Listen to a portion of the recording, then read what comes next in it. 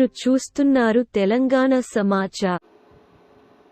కేంద్రంలోని భారతీయ జనతా పార్టీ అనుసరిస్తున్న రైతు వ్యతిరేక విధానాలకు నిరసిస్తూ దేశవ్యాప్తంగా చేపట్టిన బంద్లో భాగంగా కరీంనగర్ జిల్లాలో అఖిలపక్షం ఆధ్వర్యంలో చేపట్టిన బంద్కు కాంగ్రెస్ పార్టీ మద్దతును ప్రకటించింది.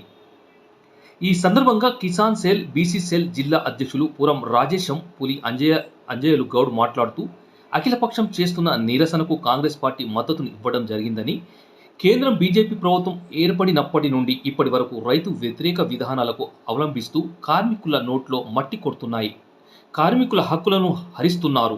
రాబోయే పార్లమెంట్ ఎన్నికల్లో బీజేపీ ప్రభుత్వాన్ని బుద్ధి చెప్పాలని, గుళ్ళు గోపురాల మీద రాజకీయం చేయడం కాదు అని, గతంలో కూడా ఢిల్లీ సరిహద్దుల్లోనూ రైతులు ఆందోళన చేస్తుంటే బుల్డోజర్లతో తొక్కించి టియర్ గ్యాస్ ప్రయోగించారని, రాబోయే ఎన్నికల్లో కార్మికులు, రైతులు బీజేపీ ప్రభుత్వాన్ని బుద్ధి చెప్పాలని అన్నారు. ఈ కార్యక్రమంలో నాయకులు ముడుపు మోహన్ గడ్డం, విలాస్ రెడ్డి, రామిడి రాజిరెడ్డి, మూల రవీందర్ రెడ్డి, మూల్కాల ప్రవీణ్, పడి శెట్టి భూమయ్య, సిరిపురం నాగప్రసాద్, కామ్రెడ్డి రామ్రెడ్డి, యనమాల మంజుల, కుంబాల రాజ్ కుమార్, జీడి రమేష్, ఎస్డి అజ్మద్, బుర్రా హరీష్ గౌడ్, నాగుల సతీష్, మాదాసు శ్రీనివాస్, కట్కం కృష్ణ తదితరులు పాల్గొన్నారు.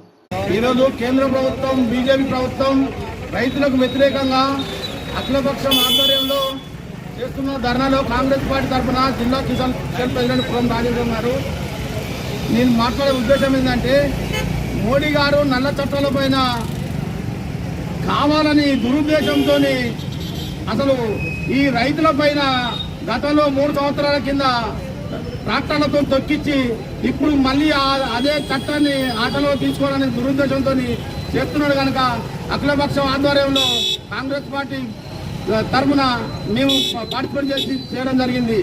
అలాగే గతంలో నోట్ల రద్దు మరియు కరోనా టైంలో ఇటువంటి అన్ని ఆయన కావాలనే దురుద్దేశంతో జనాన్ని రైతులను నష్టపరచాలని కోరుకుంటున్నాం. కాబట్టి నల్ల చట్టాలకు వ్యతిరేకంగా మేము అఖిలపక్షం ఆధ్వర్యంలో ఈరోజు పార్టిసిపేట్ చేయడం జరిగింది. కాంగ్రెస్ పార్టీ తరఫున మద్దతు తెలియపరచడం జరిగింది.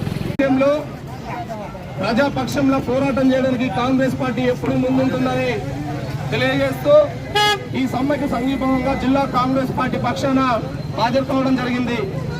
ఎప్పుడైతే బీజేపీ దేశంలో అధికారంలోకి వచ్చిందో అప్పటి నుండి ఇప్పటి వరకు రైతు వ్యతిరేక విధానాలు, ఆటో కార్మిక వ్యతిరేక విధానాలు, చివరికి అంగన్వాడీ కూలీల నుండి, ఉపాధి హామీ కూలీల నుండి ఎంతమంది కార్మిక చట్టాలు ఉన్నాయో అంతమంది కార్మికుల నోట్ల మట్టి కొడుతున్నటువంటి ప్రభుత్వం సెంట్రల్లో ఉంది.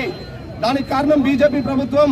ఎప్పుడో 1997లో స్పేస్ యాక్ట్ చట్టం కింద వచ్చినటువంటి కార్మిక చట్టాన్ని నిర్వీర్యం చేస్తూ 2020లో బీజేపీ పార్టీ కార్మిక హక్కుల కోసం ఏదైతే పోరాటం చేయాలనుకుంటుందో ఆ పోరాటాన్ని నిర్వీర్యం చేసే విధంగా ఈరోజు దేశవ్యాప్తంగా కార్మిక చట్టాలను సర్వనాశనం చేసినటువంటి పార్టీ బీజేపీ పార్టీ. 44 కార్మిక చట్టాల రూపకర్త అయినటువంటి భారతదేశ ప్రజాస్వామ్య దేశంలో కేవలం 4 యాక్ట్లతో నడిపిస్తుంది. ఆ 4 యాక్ట్లు కూడా కార్మికుల యొక్క హక్కులను, వాళ్ళ పూర్తి స్థాయి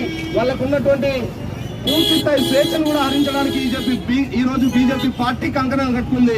కాబట్టి మేము జిల్లా కాంగ్రెస్ పార్టీ పక్షాన ఒక విషయం స్పష్టంగా చెప్పదలుచుకున్నాం. రాబోయే ఎలక్షన్స్ లో బీజేపీకి బుద్ధి చెప్పాలి.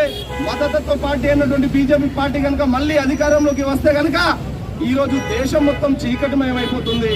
గుళ్ళు గోపురాలు అనుకుంటూ తిరగడం కాదు, దేశంలో ఉన్నటువంటి ప్రతి పేదవానికి, దేశంలో ఉన్నటువంటి ప్రతి నిరక్షరాస్యునికి దేశాన్ని చైతన్యవంతం చేయరా బాబు అని అంటే ఒకవైపు పూజలు పురస్కారాలు చేస్తున్నటువంటి ఏకైక పార్టీ బీజేపీ పార్టీ. అట్లని మేము దేవుళ్లకు వ్యతిరేకం కాదు. దేవుడు అంటే కేవలం వ్యక్తి యొక్క వ్యక్తిగత స్వేచ్ఛకు సంబంధించినటువంటి అంశం. నాకు ఇష్టమైన దేవుడు అయితే నేను మొక్కాలి, కానీ నాకు ఇష్టమైన దేవుని మీద పేరు ప్రచారం చేస్తూ ఇతరుల మీద రుద్దుతూ చేస్తున్నటువంటి బీజేపీ పార్టీని ఖచ్చితంగా రాబోయే రోజుల్లో మనందరం కూడా దానికి భూస్థాపితం చేయాల్సినటువంటి అవసరం ఉంది. ముఖ్యంగా ఈ రోజు చేస్తున్నటువంటి కార్యక్రమానికి కార్మిక చట్టాల ఐక్యతను చాటుతూ రైతు సోదరుల, రైతు కూలీల హక్కుల కోసం పోరాటం చేస్తూ ఉన్నటువంటి 44 కార్మిక చట్టాలు అందరికీ కూడా న్యాయం జరిగే విధంగా వాళ్ళకు ఒక కనీస వేతనం ఈరోజు 178 రూపాయల కనీస వేతనం ఒక కార్మికునికి 178 రూపాయల వేతనం ఇస్తున్నారు. ఈ రోజు ఒక పెట్రోల్ ధరలు చూసుకున్నా, డీజిల్ ధరలు చూసుకున్నా, నిత్యావసర ధరలు చూసుకున్నా, సెంట్రల్ వేస్తున్నటువంటి పన్నులతో జిఎస్టీతో కలిపి ఒక రోజు ఒక వ్యక్తి సగటు జీవితం బ్రతకాలంటే 750 రూపాయలు ఇవ్వాలని కనీస పరిజ్ఞానం కూడా లేనటువంటి ప్రభుత్వం బీజేపీ ప్రభుత్వం. నరేంద్ర మోడీ గారు ఒక్కడే చెప్తున్నాం, మేము వెంటనే కార్మికులకు సంబంధించినటువంటి స్వేచ్ఛ హక్కుతో పాటు వాళ్ళ కనీస వేతనం ఎంతైతే రాజ్యాంగబద్ధంగా ఇచ్చిరో దాన్ని ఖచ్చితంగా అమలు చేయాల్సినటువంటి అవసరం ఉందని సందర్భంగా తెలియజేస్తూ మా జిల్లా కాంగ్రెస్ పార్టీ పక్షాన ఇక్కడికి వచ్చినటువంటి ఐక్య పోరాటంలో పాల్గొంటున్న ప్రతి ఒక్కరికి కూడా ధన్యవాదాలు చేస్తున్నాం. అగ్రపక్షానికి అందరికీ కూడా జై కాంగ్రెస్, జై కాంగ్రెస్.